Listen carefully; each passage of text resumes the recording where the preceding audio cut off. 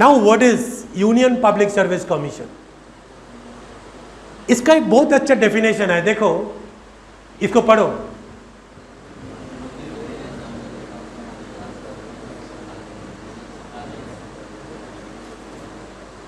Remember, इसकी जो syllabus है ना, ये सिलेबस आपको कुछ ना कुछ देके जाएगा। You cannot say that I have completed the whole syllabus but I gained nothing.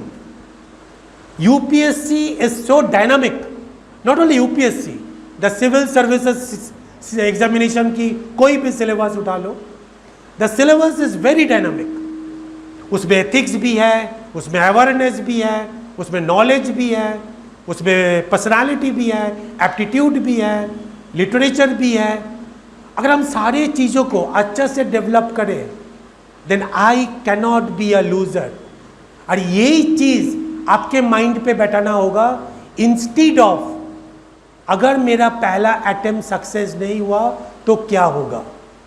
जबकि दिमाग पे ये चलता है पहले कि मेरा अगर पहला अटेम्प्ट नहीं होगा तो लोग क्या बोल देंगे, पेरेंट्स क्या बोलेंगे, मेरा लाइफ एंड हो जाएगा, क्रैश हो जाएगा। अगर सेकेंड अटेम्प्ट नहीं निकला तब तो फिर हम तो गए। ये सोचने की वजह अगर हम ये सोचने लगे कि जिस सिलेबस को हम पढ़ रहे हैं वो हमको बहुत कुछ रिटर्न दे सकता है, प्रोवाइडेड हमको उसकी यूटिलाइजेशन पता चले। I should know the use of the thing. तो आपके अंदर में कभी भी डिप्रेशन, फ्रस्ट्रेशन या नेगेटिव थॉट नहीं आएगा।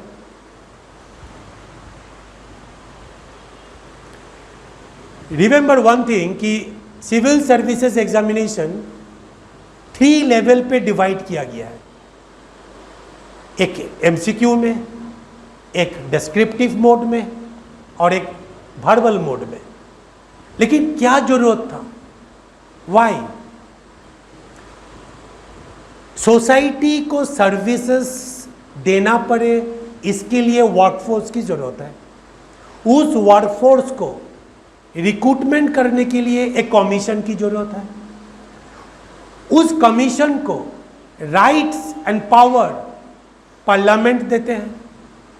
उस कमीशन के पास राइट्स है कि हम सोसाइटी को सर्विस देने लायक पर्सन को रिक्रूट करें, the person who can serve the society. तो हम उन लोगों से वैसा लोग को चूज करें या वैसा कैंडिडेट को चूज करें who will be fit for the position.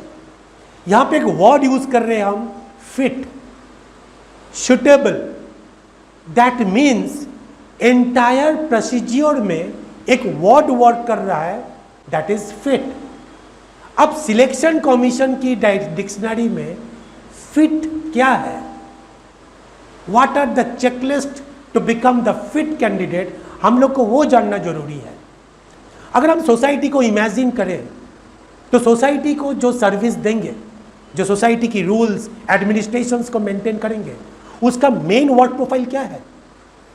To take a decision. That means 2 type का वर्कफोर्स होता है। One workforce is what? Physical, and second workforce is what? Mental. Physical workforce, those who are applying their labour, those who are applying their effort physically, but those who are sitting on the chair and using their brain, that is mental. Civil servant, class 1 officer cannot work in the society physically, not even your SSP does physically. Extreme moment में तो DM को भी डंडा उठाना पड़ता है, that is different. तो अगर हम मेंटल वर्क करते हैं तो मेंटल वर्क किस चीज पे डिपेंडेंट है? डिसीजन के ऊपर डिपेंडेंट है। That means that chair is for providing the decision. तो डिसीजन किस चीज का? कोई इश्यूज का, चाहे वो सोशल इश्यूज हो, चाहे वो किसी तरह का इश्यूज हो, what ever, administration on the society तो सोशल इश्यूज। सोशल इश्यूज का डिसीजन देने के लिए आपको क्या निकलना पड़ेगा? सॉल्यूशन। तो आज से मेरा माइंडसेट, मेरा एटीट्यूड, मेरा थॉट प्रोसेस क्या होना चाहिए? Solution provider. अगर हम सॉल्यूशन प्रोवाइडर की क्वालिटी को डेवलप करते हैं तो हम point to point, time to time क्या बन सकते हैं? लॉजिकल। मेरी वर्ड को कैच करो, क्योंकि logical person can give the right solution. Logical का मतलब क्या? There are two things, yes या नहीं तो no. It cannot be in between. Yes और नो के बीच में हो सकता है नो। दैट मीन्स अगर आप सॉल्यूशन दे रहे हो and that is right solution, तो you are a logically true या you are a logically right. ये जो सॉल्यूशन आपने दिए वो कैसे दिए? आपने सॉल्यूशन नैरेटिव के थ्रू से दिए, स्टेटमेंट के थ्रू से दिए। In one word, that is what? Decision. So do you have decision making power और नॉट? ये चीज क्वालिटी को चेक करने के लिए कमीशन ने जो पेपर को सेट किया, that is multiple choice. Multiple choice questions को ऐसा प्रेजेंटेशन करते हैं जिसपे छोटा सा एक वर्ड उलट पुलट कर सकता है। एक्स, नॉर, और, इधर, अन। ये छोटा वर्ड को अगर हम इग्नोर कर जाते हैं तो मेरा सिलेक्शन ऑफ द ऑप्शन गलत हो जाता है। अगर मेरा सिलेक्शन गलत होगा तो logically I am weak, that is I am wrong. तो प्रीलिमिनरी एग्जामिनेशन में पहली लेवल हम डिस्क्वालीफाई हो जाते हैं।